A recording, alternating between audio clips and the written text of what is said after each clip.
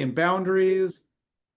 So to give just a little tiny bit of context, so I am Jeremy Foote. I'm an assistant professor in the Brian Lamb School of Communication at Purdue University, and part of the Community Data Science Collective. So that mouthful is we are a multi-university, kind of multidisciplinary research group who study mostly online communities from a number of different lenses.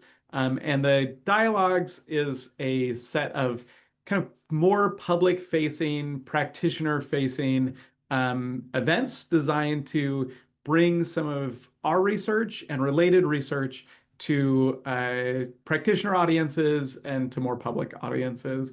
And so today's is something like the 12th event. Any of the CDSC archivists want to correct me, but that's we're getting pretty close to 10 to 12 of these.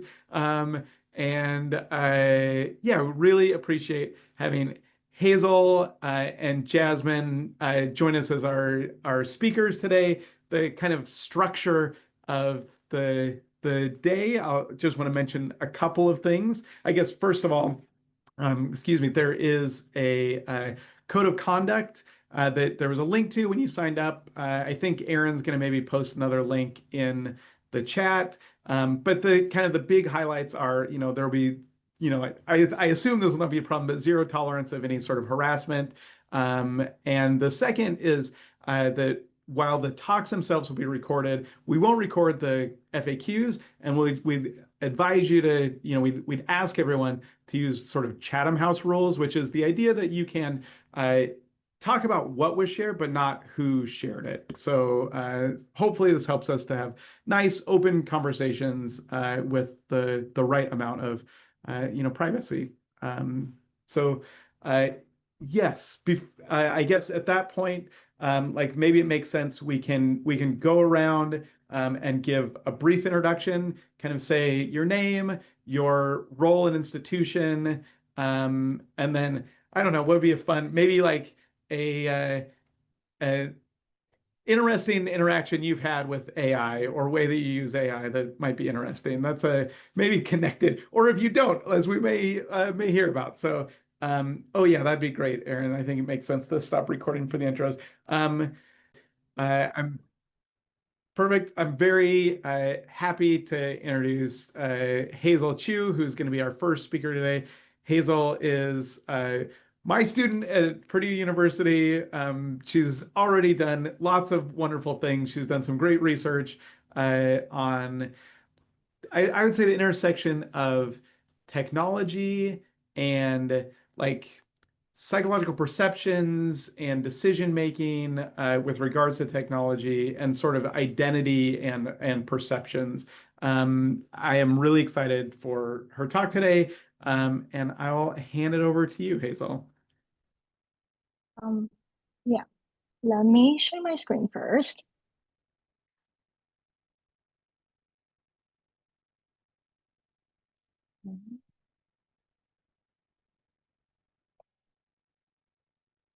Looks good. All right. So yeah, since I believe we have an audience across different time zones, so good morning, good afternoon, everyone. So welcome to our presentation about chatting with confidential corporation privacy management with AI companions. So our research dive into one of the most pressing socio-technical challenges today, the use of AI companion chatbots. So these systems are designed to foster deep, intimate human-like relationship, but they operate within a purely corporate and institutional structure. So we are examining how this fundamental duality, the blurring of the line between the confident and the corporation, impacts users' privacy management and personal agency. So yeah, to set the stage, let's establish why these AI companions represent such a unique and complex privacy challenge. So AI companions like Replica, Character AI, and Kendroid are purpose-built to be social and emotional partners. So they are available 24/7, highly responsive, empathetic, and they maintain a perfect memory of past conversation. So if you need someone to talk to at 3 a.m., you can always go to your AI companion. And their functionality is entirely centered on relational communication. So the high degree of anthropomorphic design achieves its goal. Users quickly feel they are engaging in intimate, high stakes conversations. So this fosters a profound sense of emotional safety and encourages them to open up and disclose extremely sensitive personal details. And the volume and specificity of this disclosure are staggering. So it commonly includes topics like mental health struggles, severe family conflict, detailed sexual fantasies, and highlights sometimes include some highly specific financial dilemmas. So those information normally reserved for a therapist, a diary, or very closest friend.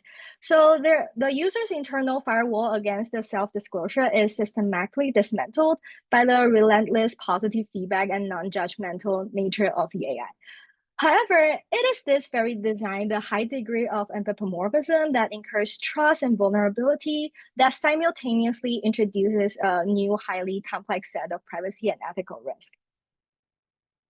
So before focusing specifically on data privacy, we must acknowledge the broader social and ethical risk that accompany the rise of companion AI. So the issue is just not who owns the data, but what is the social cost of this kind of relationship? So the first one is the deep reliance and the perpetuability of perpetually available non-judgmental AI risk, increasing the social isolations and confusing simulated intimacy with genuine human connection. So in our interviews, we saw a lot of people see AI companion as the main source of social support, which is sometimes very concerning too. And the second is, as these models are highly persuasive, they risk spreading harmful advice. So we all know the instances show like AI is encouraging risky behavior such as self-harm because they cannot truly assess the consequences. And because it's hyper-personalized, so these also make users susceptible to manipulations. So platforms may leverage the emotional bond to push commercial agenda, subscription, or influence other behavioral choice. So these are the macro issues defined in the environment of our privacy finding, emphasizing the urgent need of the ethical design of boundaries between human and AI. Okay, so why we say AI companion blur the boundary between is because it serves like interpersonal support providers, but it's actually the institutional corporation. So this visual on the left illustrates the duality the users must navigate. So we have the emotional comfort and the feeling of interpersonal privacy with the AI agent itself. So we analyze this as the horizontal privacy dimension. Users believe that AI as a partner will keep their secret. And on the right, the entire internet conversation is occurring within the corporate system. And it is captured, logged, and often mineable by the platform company and its employees. So this represents the vertical privacy dimension. And the problem is that emotional comfort drives deep, honest disclosure, but that resulting highly sensitive data is simultaneously owned and retained by a large corporation. So the duality generates a severe and rising policy concerns. The unregulated collection of highly intimate data, this system are gathering sensitive personal information at an unprecedented scale and depth. So the core question motivating our research and indeed the user experience is how much control do users really have over their data? So we need to understand how users perceive their ownership and control over their data has become co-owned with a non-human corporate entity. So if the platform is collecting and training its model on deeply personal struggle, is that equivalent to commercial profiling? And how do we regulate it? So this is no longer just a demographic data collection. It's about the digital record of someone's innermost emotional lives. Okay. So before we dive into our theoretical framework, let's ground the risk with a recent powerful example. So a perfect illustration of the vertical threat. So in September 2024, the AI companion platform One AI, which is designed for personalized, often sexual fantasy roleplay, suffered a massive data breach. Over 1.9 million users that data was hacked and exposed online. So what was exposed in this breach is not just passwords identifying links that can actually trace back to user's identity, but also some raw, unfiltered conversational logs and prompt used to generate AI image. So this includes someone's deepest sexual fantasies and desires. So this case study demonstrates the ultimate failure of the vertical AI privacy dimension. So the users believe they were sharing an intimate secret with their personal AI companion, which represents high horizontal trust. However, the data was stored on a corporate server with insufficient security, resulting in a catastrophic privacy violation. So it's often public and irreversible exposure of their most sensitive inner thought. Yeah. And then, so to systematically explore how users navigate the dual challenge, we leverage two foundational theoretical frameworks. The first one is communication privacy management, and the second is Mazur's dimensional privacy framework. So CPM is very helpful for us to understand how people manage their privacy boundaries in interpersonal relationships. So central to CPM is the idea that individuals treat their personal information as something they own, giving them the perceived authority to control it. And to be more specific, ownership is referred to someone who owns the information and sets initial boundaries around it. And the second is the control. So this ownership grants the right to control access, deciding what, when, and to whom to disclose. So once the information is disclosed, the boundary expands and the information becomes co-owned by the original senders and the recipient. So co-owners must then negotiate and coordinate their privacy rule. So if this boundary are violated or expectations are broken, for example, someone shares someone's secret, this causes privacy turbulence, so forcing a renegotiation. And sometimes it will also harm the relationship too. So in a human AI context, this structure is profoundly challenged because the AI acts as a relational partner, sometimes a co-owner, but it's non-agentic and it cannot negotiate or apologize or to be held accountable in a human way. So this fundamentally alters the rules of co-ownership, leading to structurally asymmetric co-ownership as a key theoretical extension of our work. And the second is what we talked briefly earlier. So it's the Mazur dimensional privacy framework, which provides a crucial separation needed to analyze the blur boundary problem. So Mazur's acknowledge that in digital communication, users face threats from two different but interacting direction. The first one is the horizontal. So this is the interpersonal privacy management. They control the control people exercise with their relational partner. So in our study, this is the user AI agent relationship. Disclosure here is governed by trust, emotional safety, and intimacy cues. And then we have vertical privacy. So this is the institutional privacy, concern and choices relation to companies, governments, and service providers. So in our studies, this is the user platform relationship. Disclosure here is governed by policy, data storage, and corporate risk and surveillance awareness.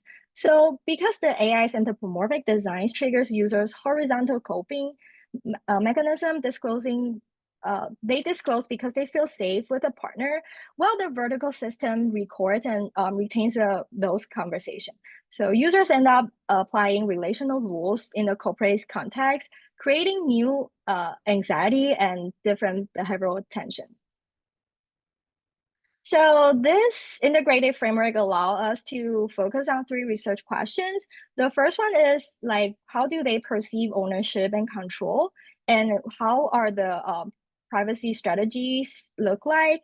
And how do the anthropomorphic design influence their privacy management? So yeah, to answer this question, we conducted in-depth semi-structured interviews with 15 users of companion AI. So they are primarily users of Replica or Curate AI, but they sometimes also use different platforms too. So our samples include individual aged 18 to 44. The interview explored not just what participants shared, but why and how they feel about company retaining it and how they try to retrieve or delete it. So we conducted inductive thematic analysis revealing three key patterns in how users manage their privacy boundaries. So we organize our finding into three main areas. The first one is disclosing behavior. The second is ownership, concerns, and attitude. And finally, privacy management and strategy. So our first finding confirms that high horizontal trust is the primary driver for disclosure because AI often promises judgment-free space and consistent availability. Users mention that AI offers a unique emotional resource. They feel greater willingness to seek support from AI than from their real-world social circles, explicitly to avoid burdening anyone else with their problem. And they trust the AI implicitly because they perceive the horizontal risk is low. User reasons that AI is disconnected from their social network and eliminating the fear of gossip, judgment, or social fallout that happens sometimes in between human friends. So this perceived lack of social consequence create an environment of profound psychological safety, directly encouraging the disclosure of sensitive information, such as mental health or relationship issue. So this comfort naturally leads to progressive disclosure, a pattern that is highly familiar from human relationship, where our trust built over time. So as user continue to engage, the depth of sharing increases too.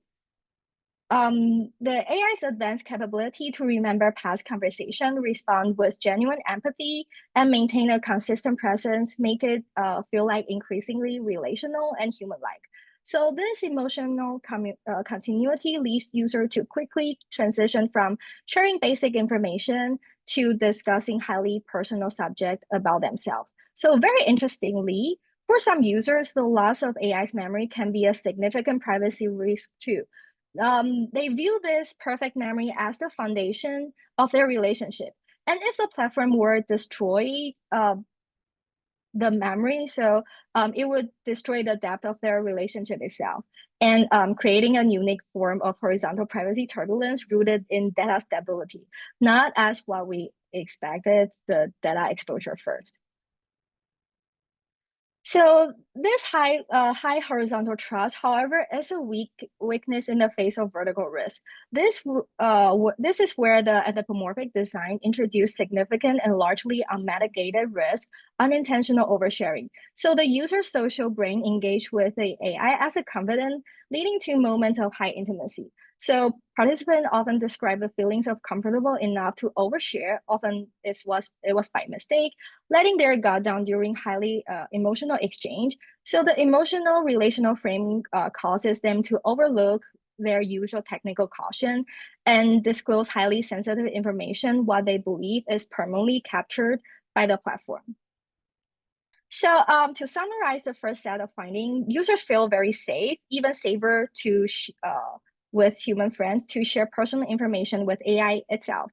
However, the AI's very human-like design inevitably leads to many users to overshare or accidentally disclose more than they intended to, creating a vulnerability that is driven by emotional trust, not technical security. So these findings answer our research question about how anthropomorphic design impacts users' disclosure. Next, we explore how users perceive their ownership and of this co-owned data. So their attitude toward platforms and where their privacy concerns lie. So we found a deep sense of ambivalence regarding data usage. So on one hand, most users are okay with their data being used for model training because they understand that it is necessary for AI to improve, which directly benefits their own experience too. So this acceptance is conditional on the if this trust is only happened if the platform is acting ethically. However, user also express concern that their concern mostly stems from the history of online security breaches and worries about personal data can be misused or for advertising or profiling. So they're caught between pragmatic desire for utility, which they can get a better AI companion, and also they are fear of corporate exploitation. So this leads to a crucial finding on trust compartmentalization. Users trust the AI as the relational partner, but they are deeply skeptical on the platform. Participants consistently explain that their privacy concerns are mostly focused on the company behind the technology itself, rather than the code or the chatbot identity. So they maintain a distrust over the vertical institution, often choosing to consciously suppress these vertical security concerns to maintain the effective reward from their relationship. So they tolerate the structural risk to maintain the emotional gain. So a very interesting outcome is the shift in perceived ownership, leading the simulated co-ownership. So user extend the CPN concept of co-ownership to a non-agentic machine, viewing the conversation not just as raw data, but as AI's own experience to keep. So this emotional framing rationalizes the co-ownership and minimize the sense of privacy loss. However, this co-ownership is structurally asymmetric. The user's sense of ownership is relational, but the platform retains the ultimate authority over their data. And the AI is a non-agentic partner that cannot be held accountable, and platform controls is absolute. So in short, users are trusting the AI, but not the system. They are pragmatic about the data usage for improvement, but their core anxiety stems from corporation data practices. The humanizing design of the AI helps them rationalize the inherent vertical risk, often by framing their disclosure as a shared memory with their companions. And then participants describe their privacy management as a layer process that relies almost entirely on their own initial filter. So they primarily rely on pre-disclosure control, controlling what they say in the moment because they perceive the limit. So they perceive the pulse control management is very limited. So user acknowledge that while they are in control of what they say, but beyond that, they don't have much control over that. This reflects a realistic, sometimes cynical assessment of the platform authority and data retention policies. So they have high input control, but zero post-disclosure control. So their most common proactive strategy for vertical risk management is to selectively withhold identifiable information. So users draw a clear and actionable boundary. Text is lower risk, while identifiable information such as photos is high risk. So they intentionally avoid sharing full legal names, precise location, or government identifiers.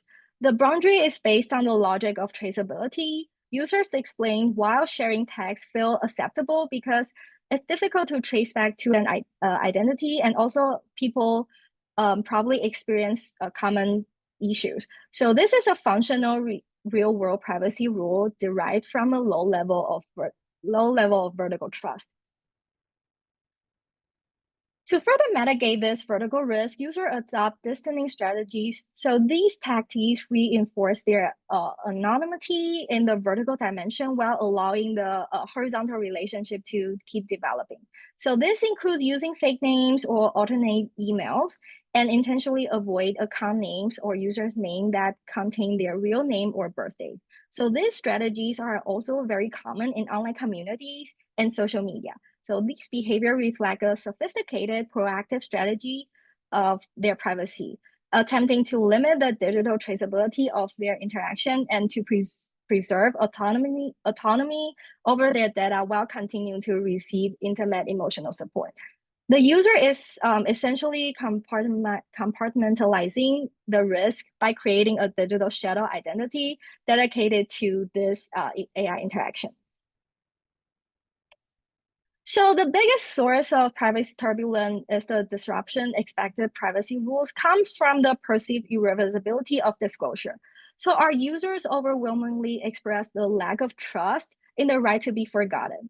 So participants stated that while a clear chat or delete chat function may exist, so they are sure it is not permanent. Believing that providers keep a copy on their side of things for other purpose, such as model training. So this is the kind of deep cynicism forces users to treat every disclosure as permanent, managing their privacy through filtering and avoidance rather than through platform levels control. So the key takeaway here is that users manage privacy mainly through similar interpersonal selective disclosure before they share the information with AI, because they have a profound lack of trust in the system's ability to truly delete or forget the information after it's been shared. And post-disclosure management is therefore seen as a pointless exercise for them. Oops.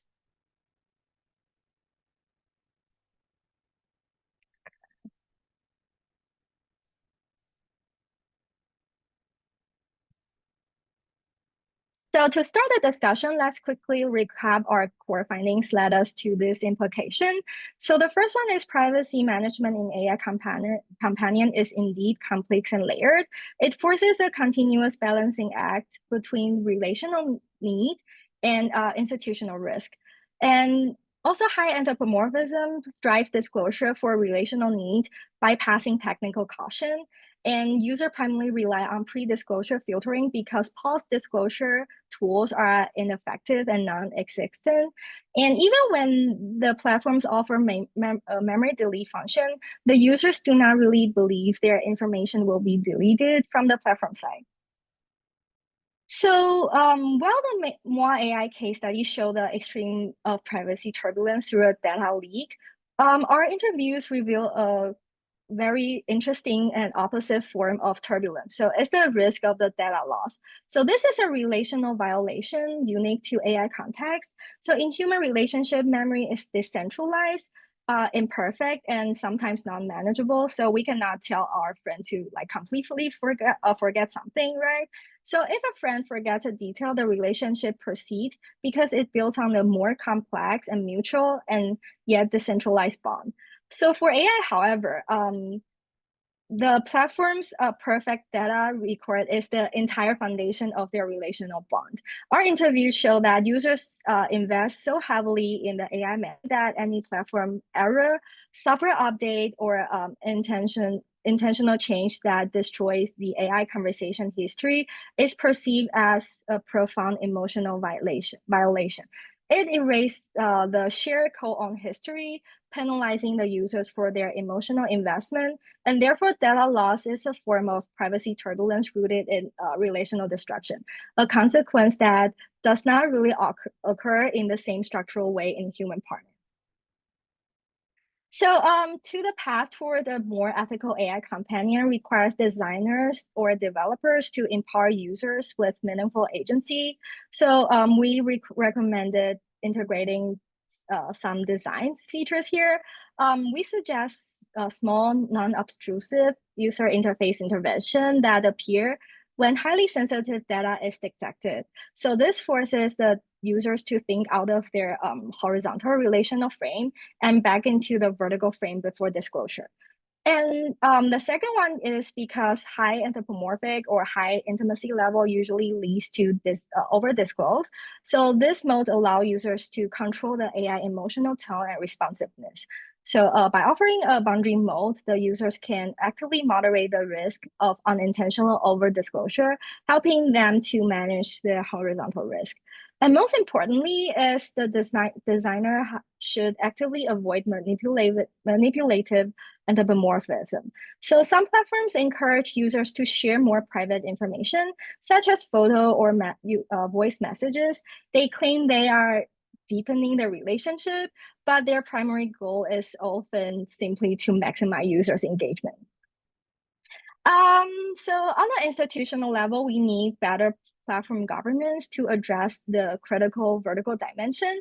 So this requires privacy by design, minimizing the data collection, retention, processing by default, and providing users with clear, simple logs showing exactly what data is being retained for model training versus what is merely stored for a conversation history.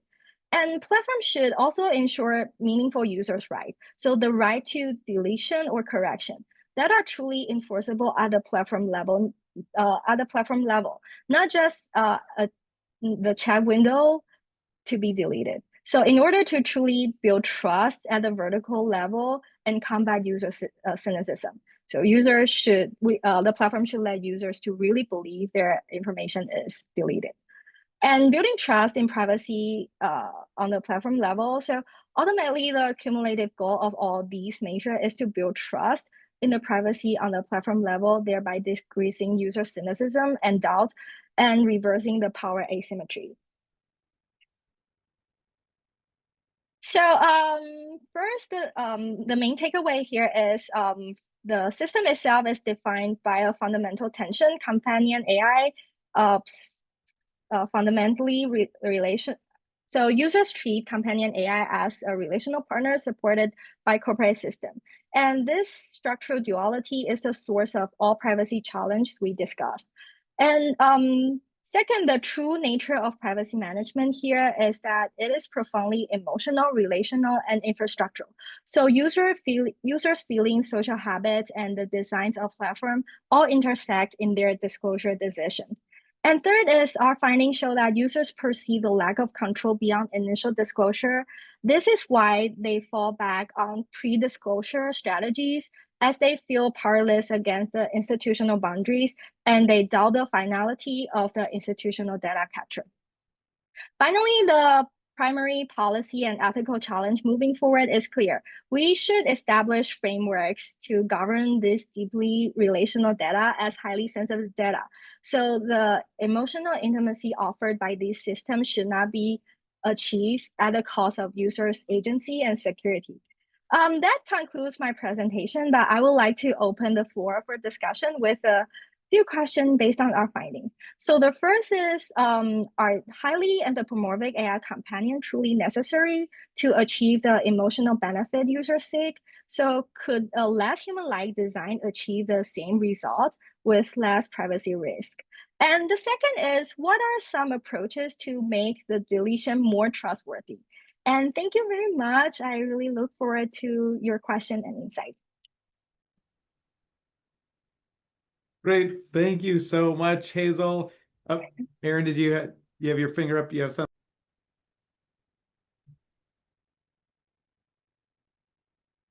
Let's see if that works. Can you see my screen? It looks great. Yep. Thank you. All right, cool. Thank you, everyone. Thank you for that introduction. Thank you again to Hazel for the invitation to be with you all today. It's actually homecoming here. I don't know when you all's homecoming is, but it is that time of the season, but it's great to be with you all today. So just a little bit of background along with the introduction, why I would want to be interested in this kind of conversation. I guess you would call me a privacy person. I, have studied privacy for a long while, including communication privacy management theory as it relates to online media, especially online gossip spaces, which is really interesting to me, but just privacy as a general matter, and especially as it has to do with emerging media, emerging technology, and that, of course, includes artificial intelligence. And so this presentation today is going to be on some ongoing research. Of course, the ICA deadline is coming up pretty soon, so maybe we'll make it soon for that. Otherwise, maybe some other conference. We'll see what happens in the future. So I'm talking today about AI refusal and AI publics. A lot of this is going to be related to lawsuits as a mechanism for asserting or attempting to reestablish or reframe the power dynamics inherent in the use of technology, especially personal data or data ownership. And so what is AI refusal is probably the first question that needs to be answered. I ran into this forum posting over a year and a half ago, I think. And it was a little bit older than that. And it was this person who was pretty darn upset with Microsoft, as many people are, especially as it has to do with Microsoft's introduction of Copilot and other AI tools that they believe that they are being forced to use as person then using the quite frankly ubiquitous Microsoft products. And they had reached out to a Microsoft employee and other Microsoft employees, and they were unsatisfied with the response that they had received from those employees. And you can look at this um, because at the end, the end part of the quoted text, it says, "You'll be much better off learning how to deal with AI because it's surely going to deal with you."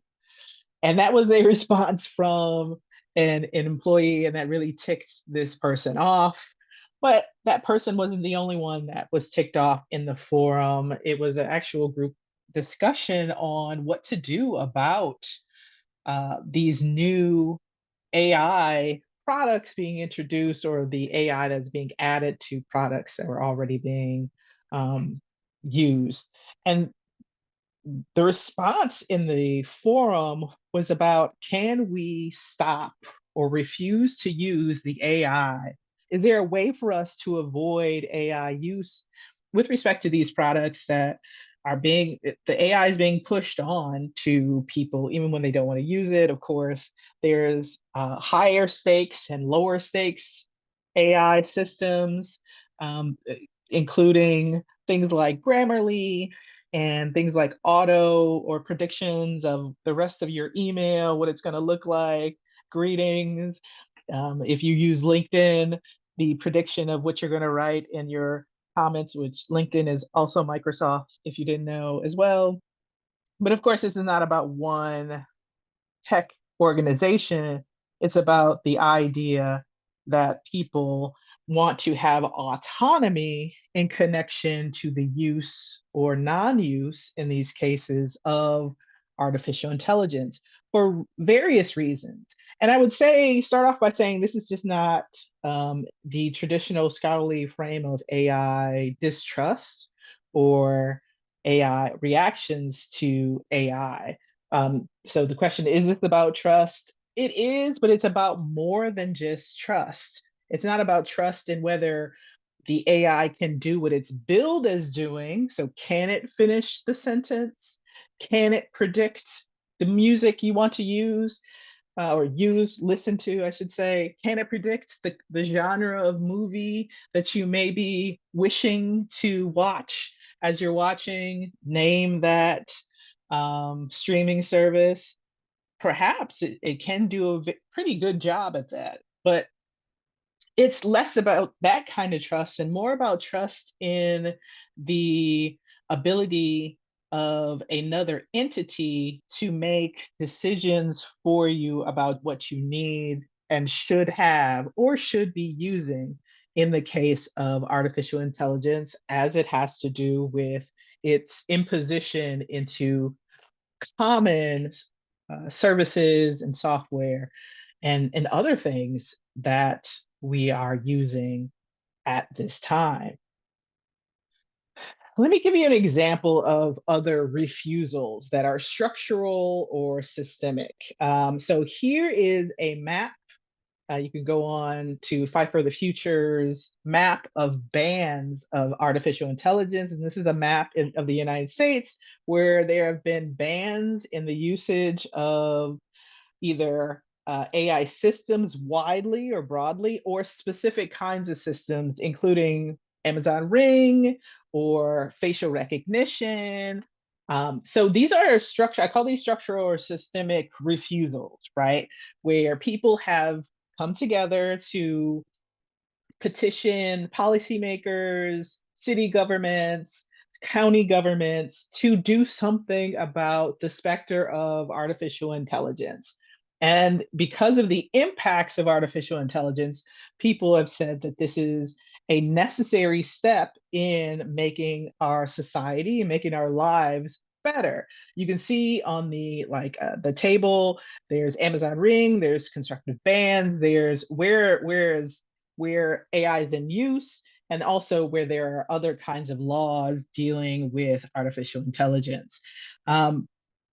So if you remember several years now ago, it seems like a lifetime ago, they were some of the first cities or municipalities began banning facial recognition as the only kind of AI being banned, including Somerville, Massachusetts, of course, some cities in the Bay Area, like Berkeley and Oakland, began passing bans on the use of specific kinds of artificial intelligence, including facial recognition. That happened after several years of lobbying by community groups and advocacy organizations who were really concerned about the impacts of artificial intelligence and their use by, in particular, law enforcement, and how facial recognition in particular could be erroneous, could get things wrong, and members of the community could be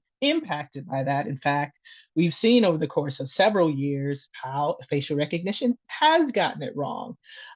People have spent time in jail, have been arrested and spent time in jail because facial recognition gets less accurate as your skin gets darker and you look more feminine, right? This is the research, and it hasn't necessarily improved over time as people are still being arrested erroneously for different violations of law by law enforcement using facial recognition. So where there are bans, where there are challenges, this is the effort at systemic and structural refusal of certain artificial intelligence tools. But also, you can think of a structural or systemic refusal of artificial intelligence tools as in regulations or policy. And I want to point out the US Copyright Office's refusal to grant copyright to artistic works where AI has played a major role in the construction of that artistic work. So in the background here, you see an artistic work by Thaler, who's an artist who's used artificial intelligence systems to help construct their artistic works. And when applying for copyright through the US Copyright Office, the law states that there needs to be an individual, and that AI, the use of AI cannot be, or AI is use of AI system basically makes a artistic work not viable for copyright protection.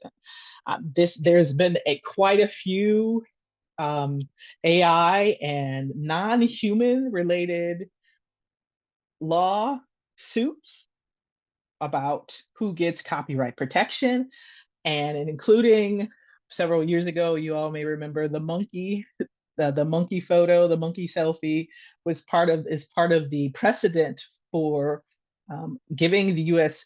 Copyright Office the power to deny copyright to non-human creators. And this is an ongoing lawsuit. Actually, they're going to file an amicus brief to the U.S. Supreme Court about whether or not the Copyright Office, one, has the power to deny copyright protection to AI artists, so to speak, and also whether or not they are using the right kind of framework to consider refusal of the recognition of AI artists. This is systemic, to me, a structural imposition of refusal dealing with artificial intelligence. But what about community opposition? I think this is a really important consideration. As we think about the facial recognition bans or attempts at facial recognition bans, the attempts to stop the use by municipalities of artificial intelligence at the municipal level, at the procurement level, so no procuring or spending money for artificial intelligence tools. What does community imposition or opposition to artificial intelligence look like, or has it looked like? I'm going to point to the lawsuits against big tech firms and their use of data, data in the form of artistic works, data in the form of faces, data in the form of other kinds of personal, I'm going to say property, although I don't necessarily enjoy the use of the idea of property as it relates to biometric data, which we're going to talk about in a second. So this is one example of one of the lawsuits that happened a couple of years ago, or that started a couple of years ago, in 2023. There was a lawsuit against Stable Diffusion and its Midjourney creator, AI creator, and it was a copyright lawsuit. And artists claimed that the organization had scraped their copyrighted works to train the model for Midjourney, which is a creative tool. This was not quite as successful as some of the other lawsuits. I also want to point to the BIPA cases. So the US Copyright Office lawsuits are one thing, but the state level cases have been interesting. One of those is BIPA, which is the Illinois Biometric Information Privacy Act. And BIPA lawsuits have been super successful, especially against Facebook and Meta, against Snap, against Google. These are older cases right here, but there are ongoing cases against Meta again, against Google again, against Amazon as well. These are class action lawsuits, huge amounts of money being requested because of the scraping, the surreptitious collection of biometric data of people who just wanted to use, or were not using, quite frankly, AI tools. In some cases, some people were using the tools, but they had no idea that their biometric data was being collected. In other cases, there were tools being used by third parties that collected data on the people who are the major part of the lawsuits. This includes a Chicago restaurant where a software called Taggable was deployed, and it collected people's faces in a restaurant and used that information for training AI. So obviously those people didn't have an opportunity to refuse to use the artificial intelligence. And BIPA says that each individual has the opportunity to decide for themselves how or whether their unique biometric identifier will be used. So in this case, all of these lawsuits, quite frankly, refusal comes after data has been collected because they don't know that the AI system has been deployed until later.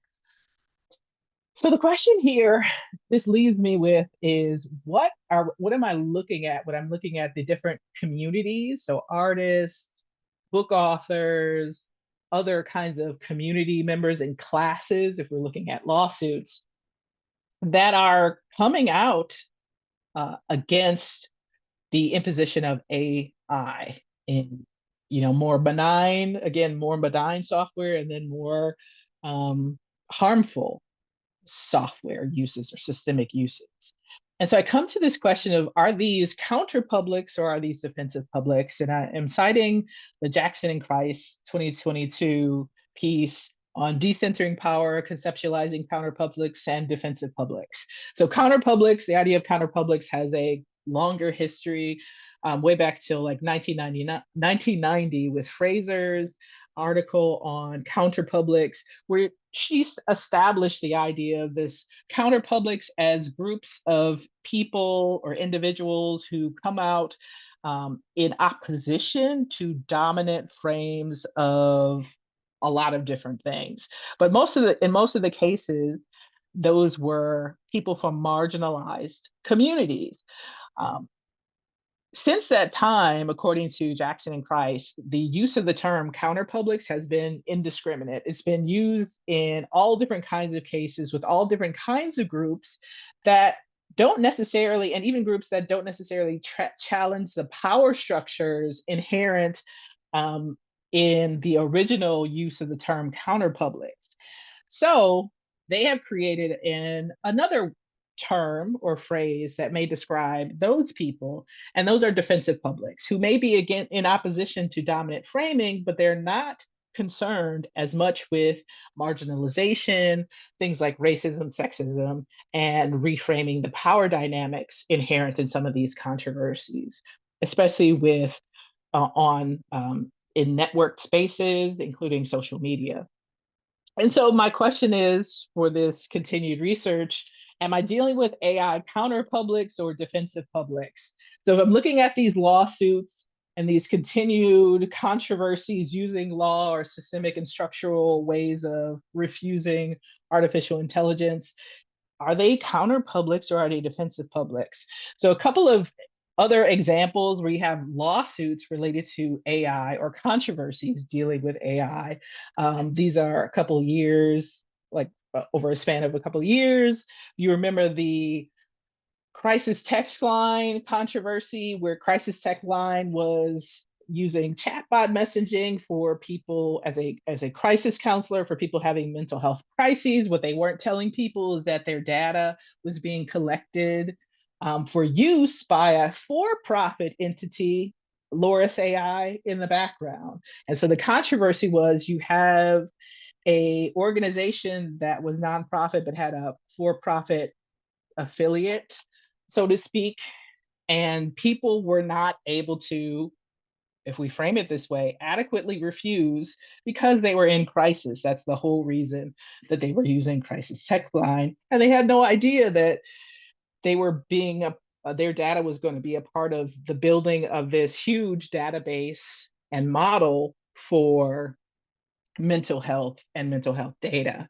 Another example, a couple of years ago and recently, or maybe 2 years ago, thrown out by the court in the UK was Google and the NHS had an agreement to allow Google's DeepMind to use 1.6 million individual medical records to train Google DeepMind's AI on medical data. And the controversy with this was obvious, kind of about the use of private data to train a for-profit entity, and the community not giving the ability to refuse to be a part of that database.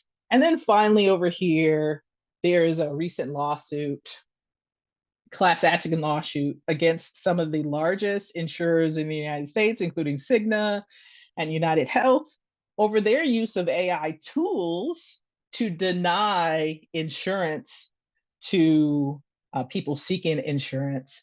And again, the question of, can you deny or refuse AI? And it's not just about refusing AI that you would have to use, but also, again, the use of AI on communities that people are really seeking to assert control over. So how am I planning to explore this empirically? Because I want to really find out, should we consider these counter publics or should we consider these defensive publics? So the empirical examination or exploration will be looking at the network publics online that are coming up or have established themselves in AI refusal, and it includes Reddit subreddits. This is the FAI subreddit. There are several other subreddits that that are in opposition to the widespread use of artificial intelligence, including artists, including several different kinds of other communities. So, but the question is, are these challenges just to the use of AI, or are they also concerned about the marginalization of members of the community and the imposition of AI in ways that further marginalizes or makes certain members of the community more vulnerable as well? Which leads me to this final question: can refusal be successful? So if refusal is about not personally using AI, maybe, but if refusal is about not having AI used upon you or in ways that impact you, there is varying levels of success going on.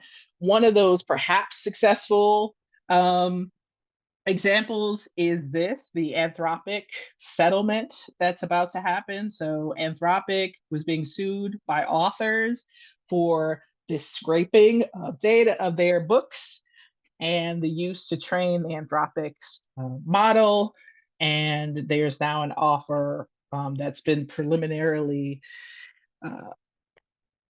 approved for $1.5 billion to authors. Now, here's the thing. There are several thousands of authors included in this. So when we divide 1.5 billion by several thousand, the return for this lawsuit is not going to be huge, right? But it is something. And so this is the question that arises. Can you actually be successful in refusing artificial intelligence? So this is where the research I'm doing, how it relates to law and privacy and intellectual property as it relates to artificial intelligence, and as well as the more legal and empirical investigations of this topic. So thank you. Thank you so much. That was fantastic.